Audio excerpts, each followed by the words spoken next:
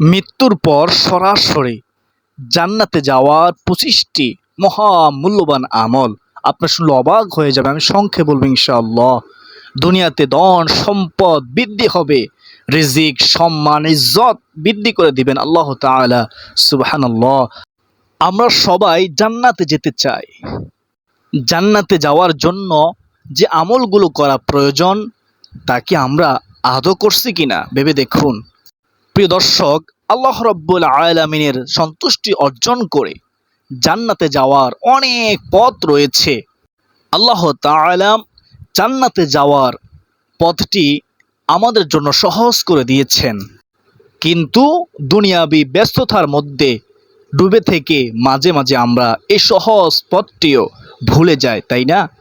প্রিয় দর্শক, আজকের ভিডিওতে আলোচনা করব জান্নাতে যাওয়ার সহজ ২৫টি আমল সম্পর্কে। যেই ২৫টি আমল যদি আপনার জীবনসঙ্গী হিসেবে বেছে নিতে পারেন, আপনি যদি করতে পারেন, তাহলে অবশ্যই অবশ্যই মৃত্যুর পর আল্লাহ তাআলা এই আমলের উসিলায় ইনশাআল্লাহ আজ্জা ওয়া জাল্লা আপনাকে জান্নাত দিলেও দিতে পারেন। সুবহানাল্লাহ, সুবহানাল্লাহ। তো প্রিয় দর্শক, চলুন একে একে প্রত্যেকটি আমলের সাথে আপনাদেরকে পরিচয় করিয়ে দেই। ১ নম্বর আমল হলো, যে ব্যক্তি বলবে রাদিতু বিল্লাহি রাব্বা ওয়া বিল ইসলামি দীনাও ওয়া বি মুহাম্মাদিন সাল্লাল্লাহু আলাইহি ওয়াসাল্লাম নাবিয়্যা ওয়া রাসূলা। অর্থাৎ আমি আল্লাহ তাআলাকে রব হিসেবে, ইসলামকে ধর্ম হিসেবে এবং নবী মুহাম্মদ সাল্লাল্লাহু আলাইহি ওয়াসাল্লামকে নবী হিসেবে পেয়ে সন্তুষ্ট। সুবহানাল্লাহ, সুবহানাল্লাহি ওয়া বিহামদিহি সুবহানাল্লাহিল আযীম। নবীজি বলেন তার জন্য জান্নাত অবধারিত হয়ে যায়। আবু দাউদ শরীফের হাদিস। সুবহানাল্লাহ। তাই প্রিয় দর্শক, আমরা হাঁটতে চলতে উঠতে বসতে যে কোনো সময় মনে পড়লেই এই আমলটি করব, এই দোয়াটি পড়ব ইনশাআল্লাহ। রাদিতু বিল্লাহি রাব্বা ওয়া বিল ইসলামি দীনাও ওয়া বি মুহাম্মাদিন সাল্লাল্লাহু আলাইহি ওয়াসাল্লাম নাবিয়্যা ওয়া রাসূলা ইনশাআল্লাহ। ২ নম্বর আমলটি হলো, যখন কোনো ব্যক্তি আল্লাহ তাআলার কাছে ৩ বার জান্নাত চায়, তখন জান্নাত বলে, হে মালিক, আপনি ওই বান্দাকে জান্নাত দিয়ে দিন, তাকে জান্নাত দান করুন। সুবহানাল্লাহ। প্রিয় দর্শক, তাই আমরা মহান রব্বুল আলামিনের কাছে বেশি বেশি পরিমাণে জান্নাত চাইব ইনশাআল্লাহ। আল্লাহুম্মা ইন্না নাসআলুকাল জান্নাহ, আল্লাহুম্মা ইন্না নাসআলুকাল জান্নাহ। ৩ নম্বর আমলটি হলো, যে ব্যক্তি বলবে সুবহানাল্লাহিল আযীম ওয়া বিহামদিহি, জান্নাতে তার জন্য একটি খেজুর গাছ রোপণ করা হবে। সুবহানাল্লাহ, সুবহানাল্লাহিল আযীম ওয়া বিহামদিহি এই দোয়াটি পড়লে।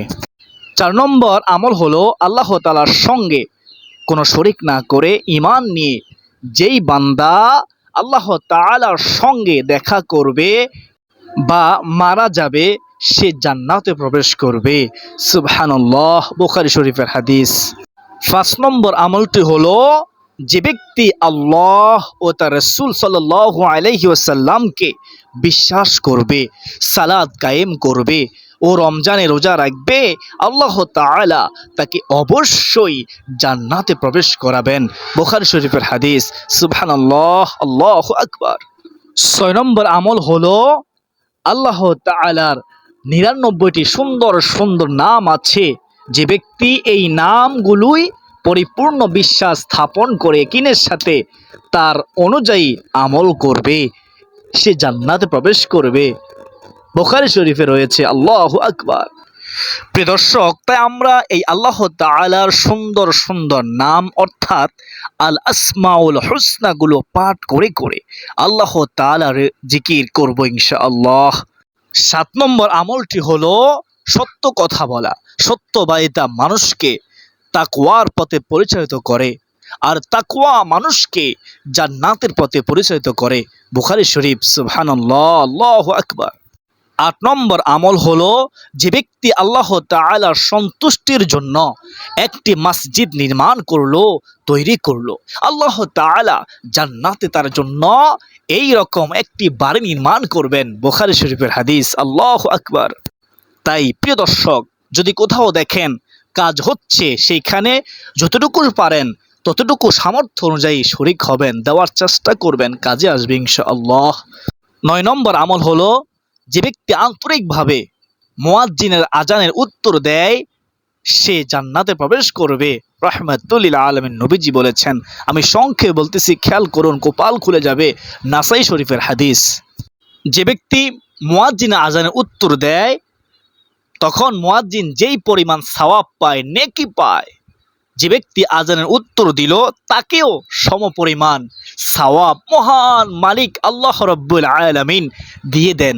সুবহানাল্লাহ, আল্লাহু আকবার।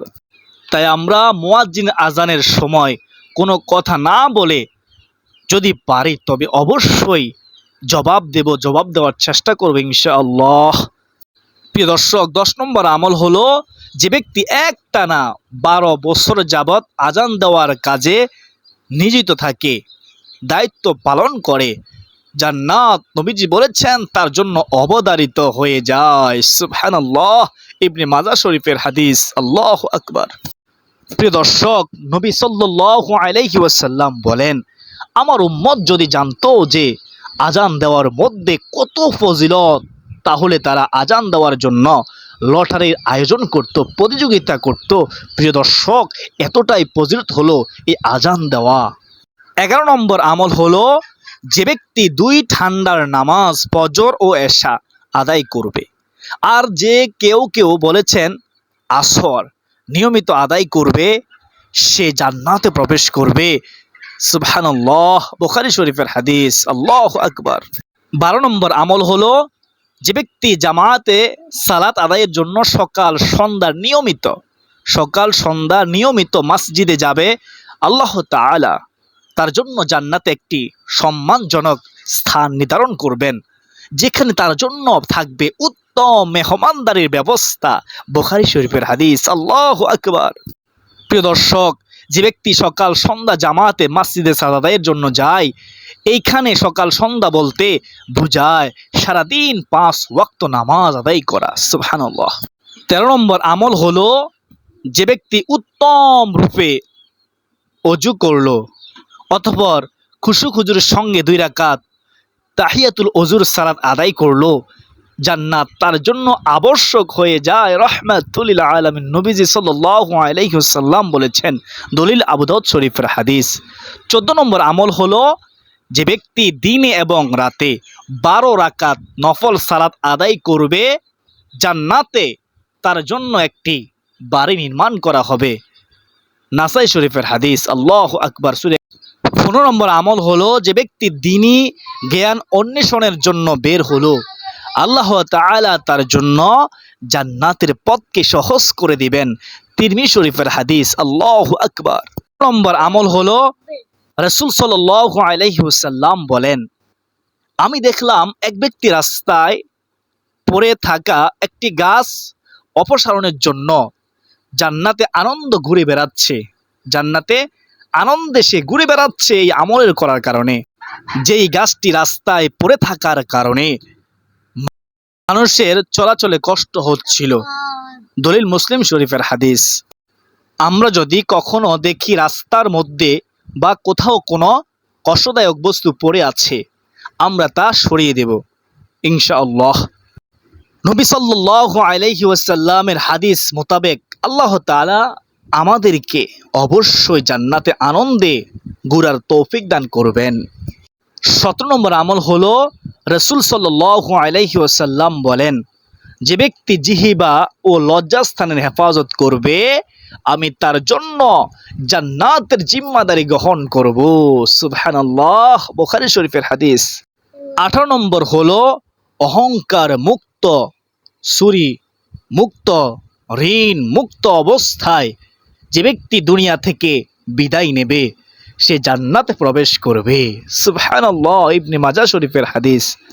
19 নম্বর হলো রাসূল সাল্লাল্লাহু আলাইহি ওয়াসাল্লাম বলেন, যার দুটি কন্যা সন্তান আছে এবং সে তাদেরকে উত্তম শিক্ষা দীক্ষায় লালন পালন করে, সে আর আমি, নবীজি বলেন, সে আর আমি জান্নাতে এইভাবে প্রবেশ করব বলে তিনি তার হাতের দুটি আঙ্গুল মুবারক উত্তোলন করে দেখালেন। সুবহানাল্লাহ। 20 নম্বর আমল হলো, যে ব্যক্তি আল্লাহ তাআলাকে সন্তুষ্টি করার উদ্দেশ্যে কোনো অসুস্থ ব্যক্তিকে দেখতে যায়, একজন ফেরেশতা ঘোষণা করতে থাকে, বলতে থাকে, তুমি আনন্দিত হও, তোমার পদক্ষেপ বরকতময় হোক এবং জান্নাতে তোমার জন্য একটি সম্মানজনক স্থান দেওয়া হোক। তিরমিজি শরীফের হাদিস। সুবহানাল্লাহ। 21 নম্বর আমল হলো, যে মুমিন আল্লাহ তাআলার রাস্তায় জিহাদে বের হয়, আল্লাহ তাআলা তাকে জান্নাতে প্রবেশ করাবেন। বুখারী শরীফের হাদিস। সুবহানাল্লাহ।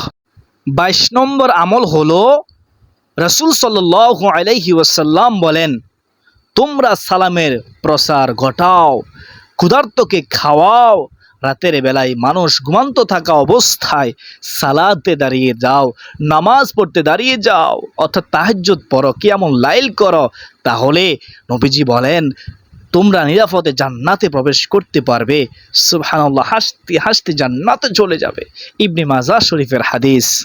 23 নম্বর আমল হলো, রাসূল সাল্লাল্লাহু আলাইহি ওয়াসাল্লাম বলেন, এক উমরা তার আগের উমরা থেকে এই পর্যন্ত তার সব গুনাহকে ধ্বংস করে দেয়, জ্বালিয়ে পুড়িয়ে ছারখার করে দেয়।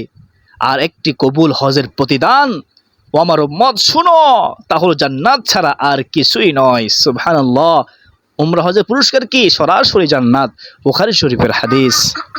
সুপ্রিয় দর্শক, 24 নম্বর আমল হলো, যার জীবনের শেষ কথা হবে লা ইলাহা ইল্লাল্লাহ ফাদাখালাল জান্নাহ, সে জান্নাতে যাবে। সুবহানাল্লাহ।